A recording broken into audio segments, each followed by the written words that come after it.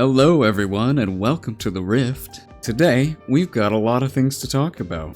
If you haven't heard, Riot is developing a new trading card game based on League of Legends. That's right, another one. Initially when they showed the game off, people weren't very receptive of it. There was a lot of criticism of the game's art style. And frankly, I tend to agree, these cards don't look very appealing. However, recently, following criticism from the community, Riot has taken it upon themselves to completely redesign how the cards look. And I gotta say, they look a lot better. I'm honestly already very excited to collect these cards, and the game's not even out yet. So excited that I've decided to make a video about it. But before we get into all that, you're probably wondering who I am. Why should you listen to what I have to say? Well, I've been playing trading card games for the majority of my life. I started playing Magic and Pokemon in early middle school, and eventually branched out and tried a lot of other games. I still remember the day I got my first starter deck for Magic.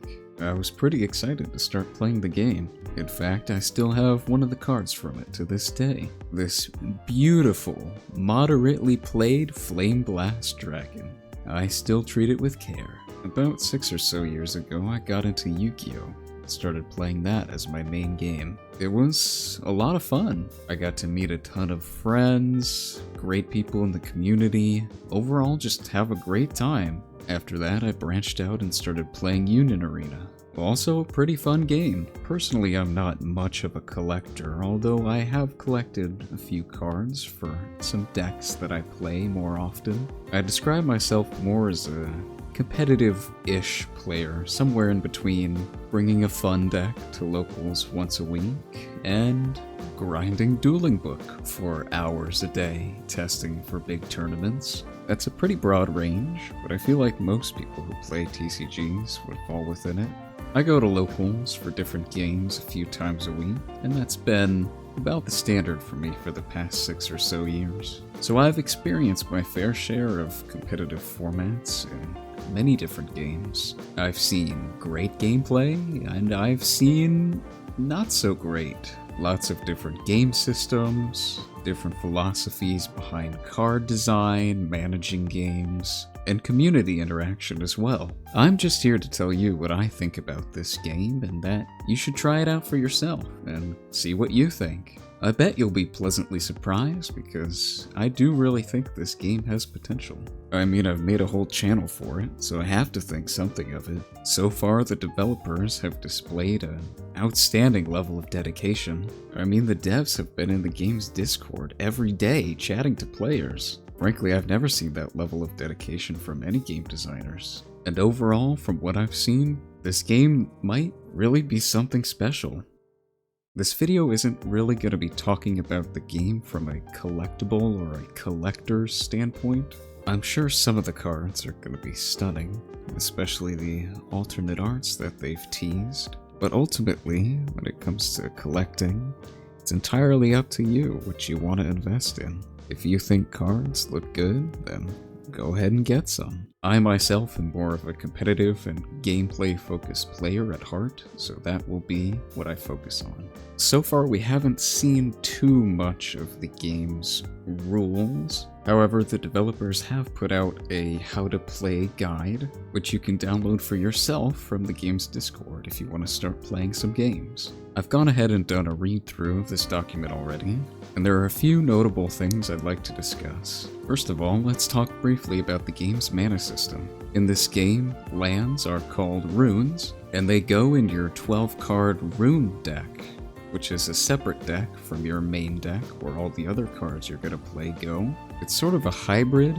between Magic's mana system and the Dawn system from One Piece. Already, I've got to give props to the devs here, because I really like this system. It strikes a nice balance between the two games, and blends them together to create something pretty unique. I do like the fact that you get a choice in deck building of how many runes of each different type to include in your deck, while removing the game's resource cards from the main deck, so you don't have to worry about drawing too many or drawing too few of them. A problem that Magic is a bit infamous for. That's called mana screw or mana flood, and it's not a very enjoyable experience. Sometimes this mechanic can take away player agency, a player's ability to control what happens during the game, or to control the outcome of a game.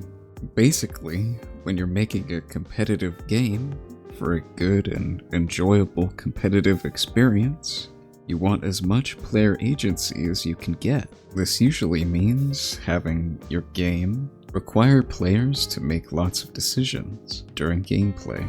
Typically, with competitive games, the more decisions that a player has to make during a game, the more skill-based or skill-testing that game is.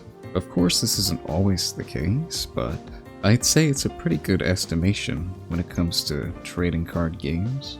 I've definitely noticed over playing a lot of them that the best ones and the most enjoyable and interesting to play competitively require a lot of decisions to be made over the course of the game by the players, typically in formats that are seen as not very skill-based or where the outcome of games is determined more by luck than by skill. There aren't as many decisions being made over the course of a game, or the decisions that are being made aren't as meaningful. They don't have a real, tangible impact on the outcome of the game. To me, this is most noticeable in certain formats in Yu-Gi-Oh! There will be a lot of formats where games last a long time and are played out over the course of many turns, with lots of decisions being made by both players, trying to navigate their way to victory. However, some other formats that are seen as not as good, not as interesting or enjoyable to play competitively, will often end very quickly, with lots of games being decided simply by who draws the right cards in their opening hand, sometimes without you even getting a turn to try and play. Games like this are often called non-games, or games where decision-making and player skill simply just don't matter. The outcome of the game is basically already decided just by comparing the opening hands of both players. Obviously, Yu-Gi-Oh! Takes this principle to an extreme that most other trading card games don't, but it's still important to use it as an example to illustrate a part of what I think makes for an interesting and enjoyable competitive trading card game experience, and that is player agency. The decisions you get to make over the course of the game, or perhaps outside of it as well, like with deck building, which is an aspect of this game that I find could be quite interesting. Time will tell, of course, and we'll have to revisit these topics when the game officially launches, but I think I can say for now that I'm pretty confident that this game will have some interesting deck building. Just looking at the track record of the developers, they managed to make Legends of Runeterra a pretty interesting game when it comes to deck building and gameplay too. Legends of Runeterra was quite a very enjoyable and interesting competitive experience, and I'm imagining this game will probably follow suit. Having said that, there are a few aspects of the game that I'd like to criticize. Specifically, looking at the layout of the game's play area, I'm not too fond of the discard pile being to the right of the main deck. I'd much rather have it positioned below the main deck.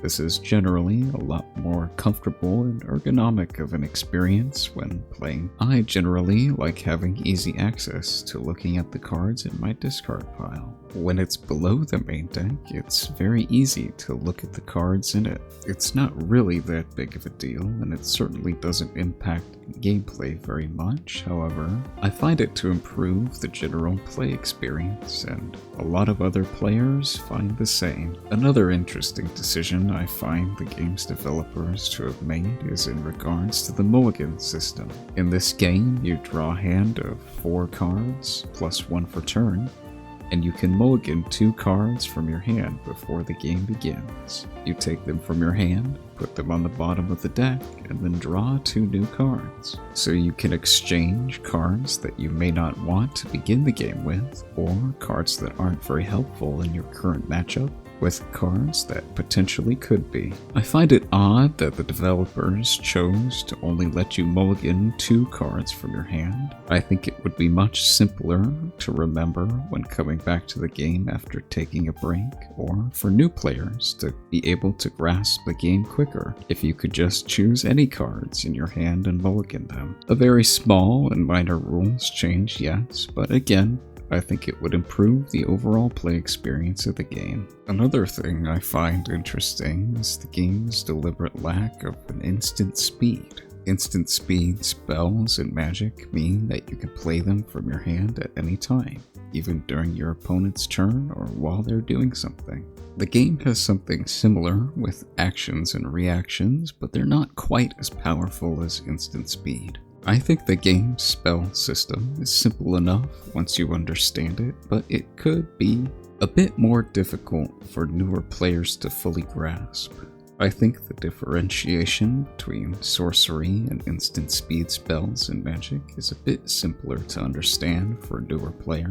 It's again something that is very minor and probably won't matter, but the game could run into issues in the future with not having the option of instant speed answers to powerful cards in the format. For example, currently there's no real way to stop your opponent from activating an effect of their unit after they've played it onto the board. You don't get a response window in between the time your opponent puts their unit onto the board and when they activate its effect. You can, however, respond with a reaction spell after your opponent has activated the unit's effect. However, I don't think there's currently a way of preventing your opponent from being able to activate the effect. Once they've put the unit onto the field, they get to activate it. There's not much you can do about it. It may or may not be an issue in the future, and in all honesty, it probably won't be, but it is something to consider. There aren't many ways of stopping abilities in the game right now, so if a particularly powerful ability is printed in the future, it may cause problems. Another thing that could cause problems in the future is the lack of a sideboard or side deck in the game currently. I'd imagine that once tournaments begin, and once tournament policy is previewed, we'll either have sideboards for competitive best-of-3 formats, or something similar. This game, so far as I can tell, definitely needs sideboards for best-of-3 play. The difference in strategy and gameplay patterns of the different decks in this game are definitely quite substantial. There's a big difference between Victor or Jinx playing lots of smaller units onto their field, and Volibear playing one large unit that's difficult to deal with. Different cards will be needed to answer different situations in the game, and sideboards are perfect for allowing players to build their decks with those answers in mind. I find it difficult to see a world where we wouldn't have sideboards in this game, considering that the developers are avid Magic the Gathering players. Sideboards and side decks aren't perfect, of course. They have their own problems. Sometimes sideboard cards are too powerful and too effective at what they're trying to accomplish. So effective that they can shut down entire strategies and remove your opponent's agency from the game. This is oftentimes seen in Yu-Gi-Oh! With cards like Artifact Lancia or Dimension Shifter, which can completely turn off entire mechanics of the game that some decks require to be able to function. Balancing cards that are meant to be included in your side deck is a difficult task, but I do have faith in the developers to get it right. And that's about all I wanted to cover for now. It's late at night and my voice is getting very tired, so I'll be ending things here. Thank you for sticking to the end of the video if you're listening to this. If you like my content, I'll be making a lot more of it in the future. I'm overall very excited for this game and can't wait to see where it goes. If you'd like to see more of my content, make sure you subscribe so you don't miss anything.